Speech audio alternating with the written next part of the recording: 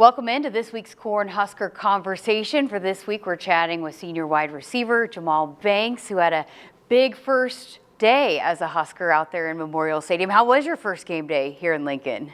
It was incredible. It was fun.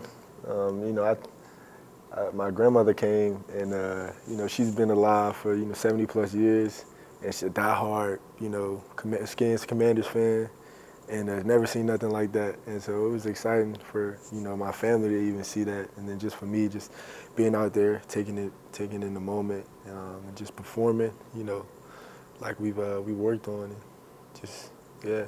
How about the first tunnel walk? How was that? It was emotional. Yeah. Emotional in a way, like I just had juices was flowing. I had said the prayer before. Just walking out there was kind of nothing like I ever felt. Just walking through a valley, and then with the people that I've gone to work with for the past 6-7 months, it was incredible. Talking with a lot of you guys throughout, even the spring, fall camp, there's a sense of confidence in this offense that you guys are going to be able to do something pretty good, especially out of the gate. But how good did it feel to be able to get out there and put it all together on a game day? It felt real good. To see the execution, that's how our process turned into results. And then for us, this is still part of the process. Like, nothing has changed. We got 3 things that we want to do every single week, and that's win the turnover battle, let's be the most physical team in the country, and that's, a culture of execution. And all that is, as far as that, just competing, doing something really tough together. Your touchdown catch at the end of the 2-minute drill, and Dylan put it just where you could get it. Yeah. In talking with him too, you can tell there's just this immense trust in you, and take us through that and how that developed for you guys, and how strong that trust is between you and him. Yeah, it starts with just the kind of person he is. So just being like-minded, like faith, family, grit, toughness, and then just joy. Joy for life, and the way we attack the process. Very hard worker, and then just kind of like affirming and reassuring, like we got each other. Like anytime like we don't connect, I'll find a way to make it like. I'll find a way to fault myself or figure out how I could have, made a completion or made it an easier throw for him. So he could have missed the throw. I'd be like, nah, I can get that. Or maybe I could have came back to you more or worked negative.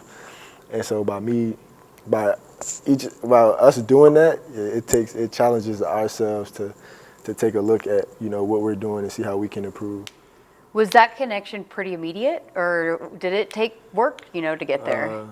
I'd say for the most part it was pretty immediate. I think, time is kind of an illusion as far as connection. Like if the spark is there, it's there, and it was. So. Oh, that's great. Coach Rule had talked about there was this pass that Carter Nelson caught, and you had a big block, and you were celebrating on the sideline. Why has that been important for you?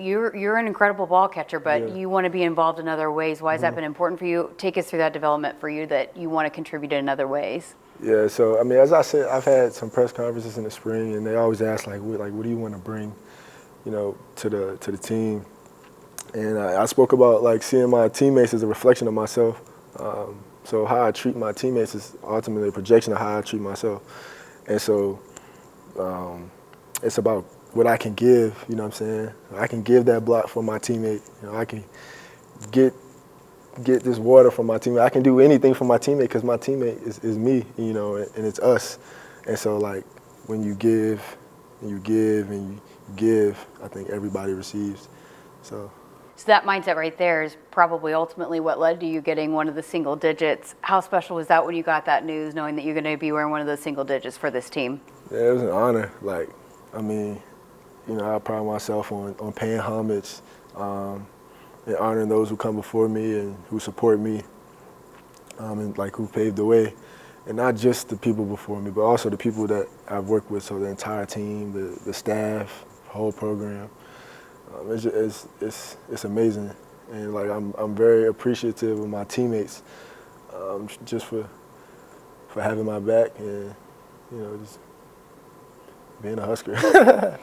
You know, that giving mindset, and it's been highlighted since you've been here, and Coach Rule's talked a lot about your community service, but you take us through that and why that's been such a big emphasis for you and diving into that really from the start since you got here in Lincoln. Yeah. You know, I said it's kind of part of my nature and a part of my source. You know, like I said, when I spoke about me being a reflection of my teammates, like, I feel like we're just connected.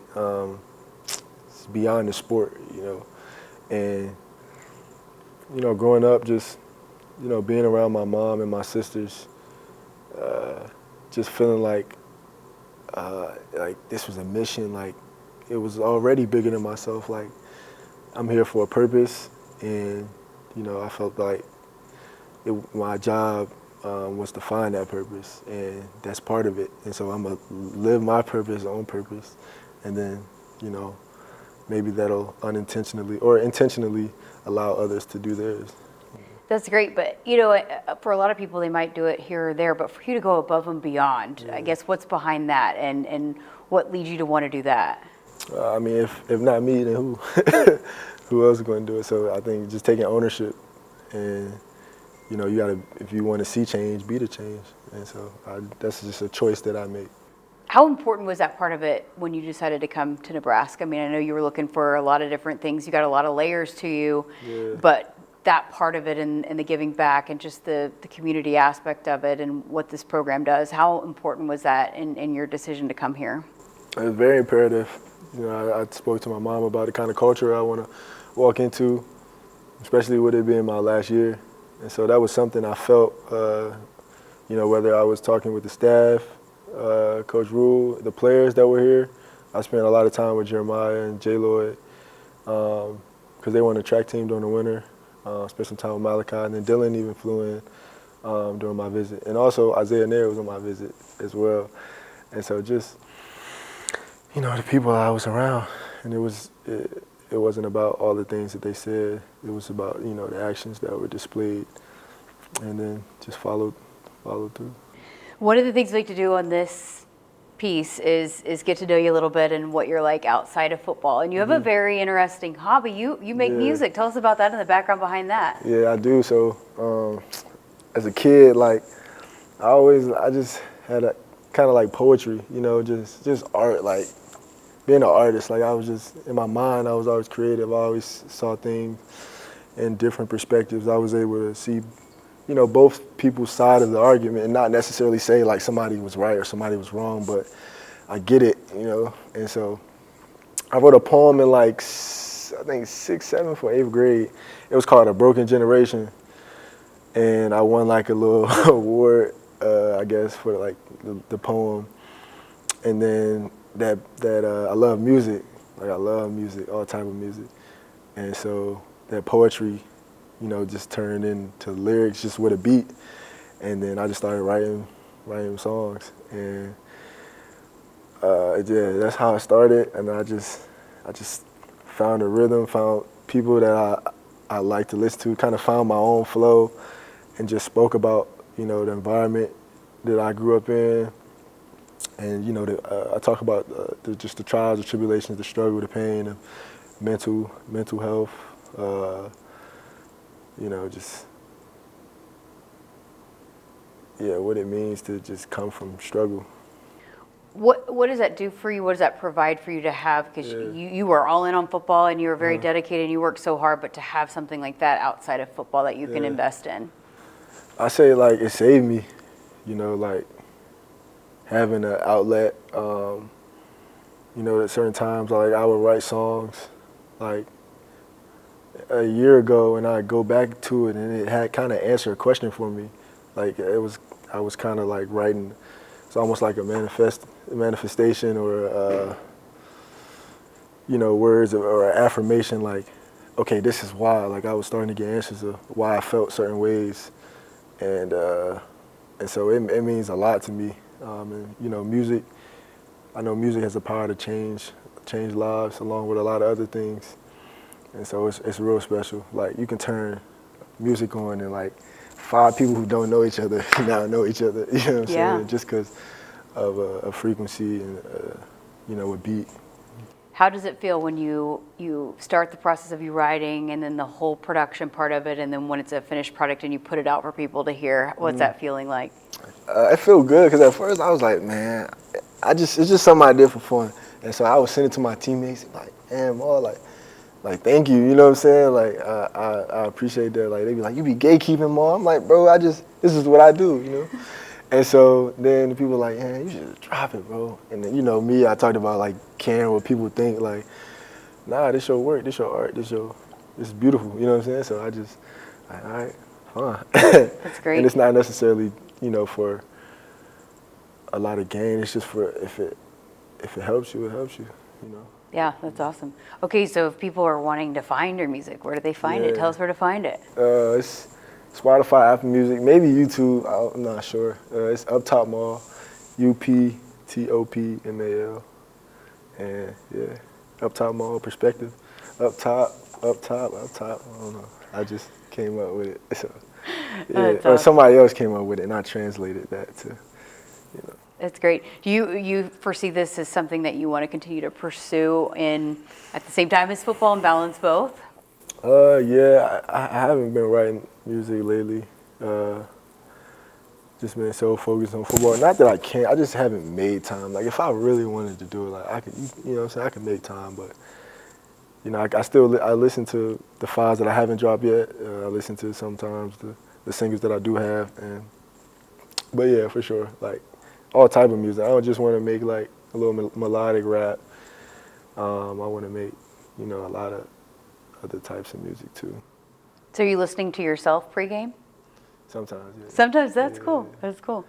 Not just music. I mean, again, you have a lot of different things that you're into. I found out that you were big time into chess, and you were on the chess club in high school. How was that? It was fun. I love chess. It challenged myself, my mind, and how it's wired. Strategy. And one of the biggest things I learned from chess was your opponent is most vulnerable when he thinks he's won. And so that just taught me to never get too comfortable. Are there some principles then from that you can apply to football? Yes, no doubt for sure. We went in that locker room halftime at UTEP. So, you know what I'm saying? Like, so it's 0-0, do not get too comfortable. Do not underestimate anybody. Respect everybody. Respect your opponents. But that doesn't mean you can show mercy during the match. You know what I'm saying? We handle business. But, yeah, so it's a lot of things you can translate with life. And it's just about how you look at it. Yeah. All these different things, you talk about the community service, the music, and chess, and everything. How important is that for you to be you and not just the football player? I mean, it's very important. It was a part or a time in my life, I can say now, where I just didn't know who Jahmal was outside of football. And maybe I did, but I was scared to death for football to end, because I was like, man, like, I've been playing this game for so long, and like, man, who are you outside of football? But just knowing everything that I can do, or that I could to give, it's hard. So having those different parts of me is imperative, because it's like you said, it's what makes me who I am. I'm not me without those parts as a human, And so I feel like the source that's inside of me works through those different parts, and that's how I affect people, and that's how I be who I am. That's a great perspective. Yeah. Just being here and being part of this community, it felt like being in Lincoln, Nebraska, and the Husker Nation and the support. I mean, how has that all been for you? I'm just grateful. I'm grateful just for the atmosphere here. And, I knew it would be like this because, just knowing, like, the sellouts and, this school kind of being in the middle of nowhere, the whole state of Nebraska, not just Nebraska, but, neighboring states. they want to win. They want to win so bad, and they really care, about this program. I mean, it's historic, legendary, and so I wanted to be a part of that turning point. That part of the group that like, we got you. You know what I'm saying? Say we got you, and just go do what we work for. And so it's amazing because I feel like that's another form of just giving. It's just being able to produce on the field and off the field and impact lives, because it is bigger than football. Like I stand up there, maybe looked at as an icon, but it seems like people are always looking up to icons, but like my purpose is to look you in the eye to let you know that like I'm really not that different from you, and to build a bridge, not stairs. And so it's just been amazing to be a part of that. All right, let's talk this big-time matchup. How much have you heard about the Colorado-Nebraska rivalry? And just, I'm sure fans have talked to you about it, but how excited are you guys for this kind of opportunity to play at night inside Memorial Stadium, and it's going to be a rocking atmosphere? Historic. I know it runs deep. I know it's war, it's war. And so it's exciting. Like, this is why we play football, for moments like this. And so, yeah, like, I try not to think too much of it. Like, at the end of the day, it's still another opponent. We still got to go out, have a game plan, execute. It's football, you know what I'm saying? All the other stuff is really for the public, you know what I mean? For us, it's about, going out there with your family, your brotherhood, and just sacrificing for each other. So we saw some great things from the offense in week 1, but everybody talked about there's much we can do to get better. So how do you guys build off of the performance on week 1, and what goes into what you need to do this week? Yeah, so, first, that big compete 3, winning the turnover battle, culture of execution, and being the most physical team in the country. That's where it starts, and that's our foundation, And that has to be built with bricks and not sand. It can't, be half and half.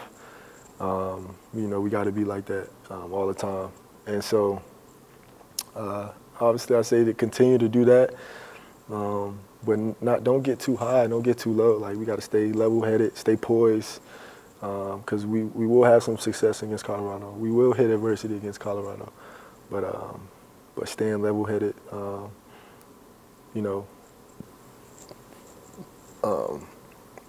I say playing with emotion, but not letting emotion consume us, and just have fun. Play with joy, because I'm grateful to be out here. I'm grateful to play for my team, for Nebraska, for the people who can't. And so, yeah. What an incredible conversation. Thank you so much. Appreciate your time, and best of luck as you guys kick things off against Colorado. Appreciate you too. Thanks again to Jahmal Banks for sitting down with us for this week's Cornhusker Conversation presented by Woodhouse. Woodhouse has been a trusted partner in your everyday since 1975. Shop for your next vehicle with the home team at Woodhouse and the official auto dealer of Husker Athletics.